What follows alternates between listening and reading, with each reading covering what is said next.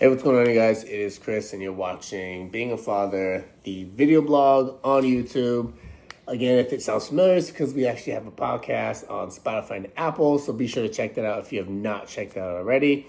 Before we jump into this video blog, I want to say thank you to everybody who has viewed the content so far, has given it a thumbs up, and for that one person who subscribed, thank you so much for that. I appreciate it. There's still time for everyone else to subscribe to, so please do that. But again, thank you so much for everyone who's viewed the channel already. Everyone who's viewing the podcast, thank you so much for that. But today, the big thing that I wanted to kind of update you guys on was, it's going to sound kind of weird, but it just bear with me. So we cleaned out our chicken brooder today.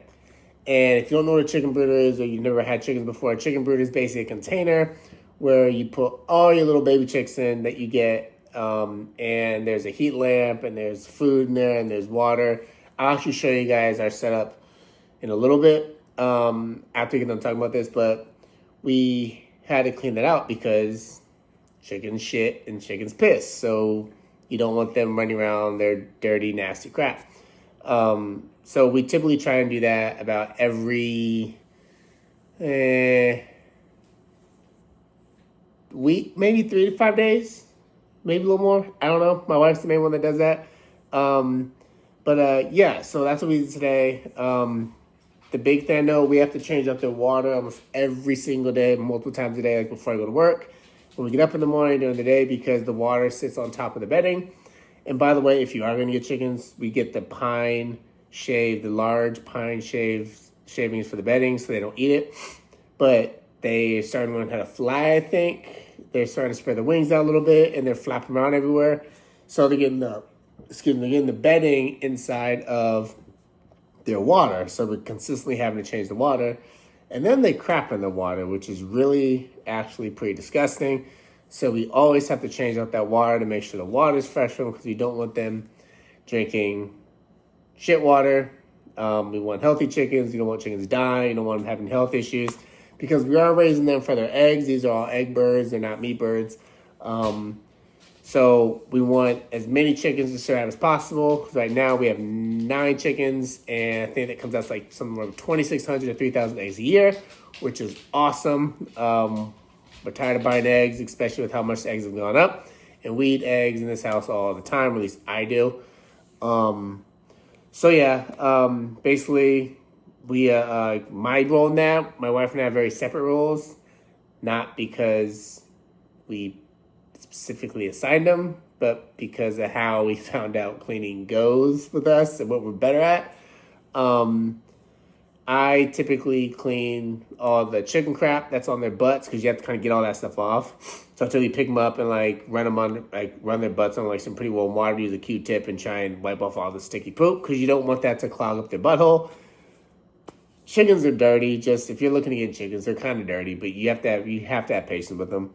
But anyways, my wife does the change of the bedding. She'll change the food, and she'll clean and I'll fill their water container with water. But the main reason for that, which is one of the reasons why I really wanted to record this today, is because my wife has never really cleaned the poop off their butt, and I wanted her to try to do it today for the first time, and it didn't go very well. She did a little bit of chicken wrangling. When she did succeed at it, it's basically, I call it chicken wrangling, when you try to get them to move all the chickens from the brooder into a box so we can change everything out. But the chickens run away from her, and there's one chicken in particular. His name is Dodger. I'm a Dodger fan.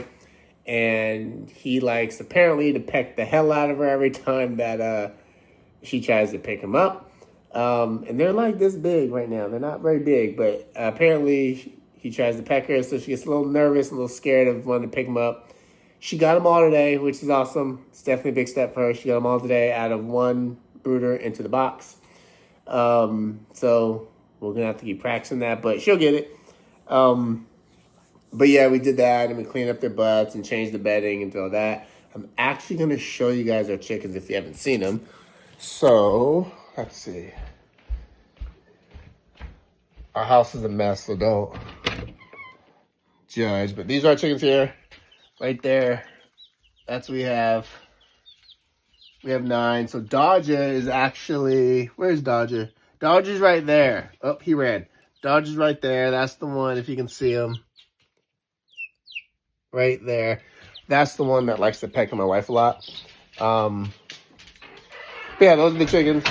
Obviously, I really didn't share the setup too much. But this is, like I said, this is the setup that we have. This is like the brooder thing. That's the water right there. We actually put them in like a little container on the bottom. Mainly because it's easier so they don't kick as much of the stuff in there. We just started that today, actually. And this is for that food right there. And then, obviously, a heat lamp. And, yeah, that's what we have for a brooder. Pretty simple. We didn't buy one of those big expensive ones because we weren't going to spend the money on that. That works just fine. Everyone that we've spoken with has done it that way. And it has worked phenomenally. So, why not? But yeah, outside of that, the other thing I was going to talk about was I'm getting into documentaries now.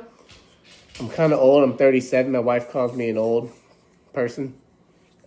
She's actually sitting right next to me. She's ignoring me completely. No, she's not. But she calls me pretty old, because I'm 37. She is 24.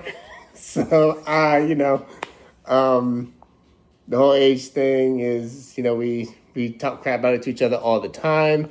But realistically, it works. It works. We've been very successful in our relationship. But anyways, she calls me old. But I watch documentaries on Netflix now. I just got into that maybe a week ago. And I just started I just finished my first one. You guys are going to really hate me on this. But I finally watched the Depp vs. Heard on Netflix. Because I heard a lot of people talk about it. I've heard a lot about it. I knew a little bit about the case. Again, I'm in law enforcement, so those type of things kind of piqued my interest. I knew a little bit about it, but I didn't know, all the crazy details. I do know that it was big, big, big on the internet and social media.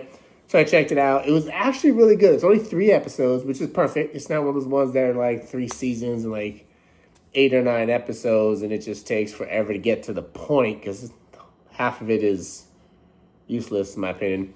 But, yeah, it was actually pretty good. So if you have not checked it out, definitely check it out. Some of the things that people say at the end are kind of weird. But it's cool to listen to their viewpoints. The one dude who wears the Deadpool mask, he's absolutely hilarious. If you've seen the documentary, you know who I'm talking about. But yeah, so that was really good. Just check that out. And then I just started, actually, I'm on 5-6 minutes into episode 1 of the series. It's American Murder, Laci Peterson. And I'm sure you guys have heard about the Laci Peterson trial. It's all about Laci Peterson went missing when she was about 8 months pregnant. Sometime around 2002, apparently she was murdered. I have not watched the entire thing yet. I've just heard things about it. So I'm interested in looking into that and watching that. So I think that'd be pretty cool to watch. But yeah, outside of that, that's about it. That's going on in my life. Nothing too crazy. I do go back to work today. Tonight's my Friday. And I get 4 days off this weekend. It's going to be an exciting weekend, actually. I'm excited, which I'll talk about later. My wife's looking like I'm crazy. We're going to that St. Patrick's Day party. It's her friend, and she forgot we're going to the party. She scheduled me to go, and she forgot. But yeah, we're going to that, so we'll do another episode. I'll probably on Sunday about that. Oh, shit. And you really looked at me like I was crazy. But anyways, again, maybe one day you'll meet her. Don't say hi? No. Oh, she doesn't want to say hi yet. She's so scared. She's holding the baby. One day, I promise you, she will come on the show. And then not the show, but, she'll come on this and she'll introduce herself. And I'm not making her up. I promise. She actually exists. But yeah, anyways, I will be dropping another episode on my podcast, Being a Father. It is called Being a Girl Dad, which will be pretty interesting. I got a bunch of cool episodes lined up that I want to do. So this is the next one that we're doing, Being a Girl Dad. It should drop today, so please be sure to check that out if you have not yet. Well, obviously you haven't, but if you've not checked the podcast out yet, please check out the podcast because that will be dropping. It's basically going to talk about what I thought Being a Girl Dad was going to be versus what it actually is. And if you've been listening to the podcast, you know my daughter is 4 months old, about to be 5. And yes, some of you guys might say that's too early to know what it's like to be a GoDad, but I'm telling you, I also have a son who's about to be 5, and they've been very different. It's most likely just because every child's different. But I'm assuming, talk about my experiences with that and, what I've learned the hard way with being a GoDad. But anyways, long story short, I love being a GoDad. So be sure to check out that podcast that'll be dropping out today on my channel, Being a Father, on Spotify and Apple Podcasts. If you have not followed me on there, please do. I appreciate all the support I get. I appreciate all the love I get. Everyone that's been tuning in, I greatly, greatly, greatly appreciate it. Please keep doing it. Please spread the word. And I look forward to seeing you guys again very shortly. And I look forward to talking to you guys on the podcast. I will see you guys there. Take care.